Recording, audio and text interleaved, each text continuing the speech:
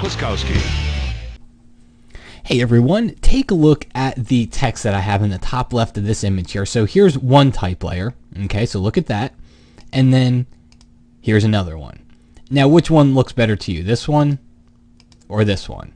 Alright, so personally I think this one looks better mainly just because of the spacing, but also because of the fact that I have a tip here to give, and this one doesn't really lend well to my tip, so I need to make my tip worth it. But no, seriously though, the reason behind this tip is the spacing between the letters. And if you look at the spacing between these letters, I just grab the type tool and I just type some text out onto the image here, and this is how it showed up. And you know, one of the girls in the graphics department where I looked, you know, one of the ways that she puts it when she looks at text is, you know, you could drive a truck through the spacing between some of these letters. So that's one way to differentiate your type, is just the normal average type that everybody uses because they don't know how to change the settings, or one way to make your type look more professional.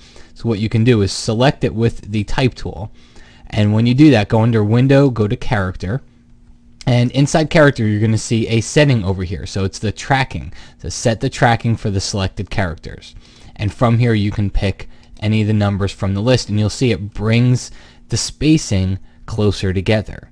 All right. Now, what's really nice about it is you don't have to do it for all the letters like we just did. You could say, okay, now the spacing between the E and the T, ET, is too close. So now I can come inside here, and I can just bring that spacing apart a little bit more, and I can do this individually. You don't have to do it individually. You'll make your text for the most part look better many times just by doing it for the entire words, because sometimes Photoshop just the default spacing between the letters in the word, or just maybe some settings you might have changed before, maybe just don't look quite as well. So just by bringing all the letters in usually makes it look better, but you can also come inside here and you can do it for the spacing between individual letters, and you'll see in the end the type looks a whole lot better than it did when you just typed it in regular with the type tool without making any changes.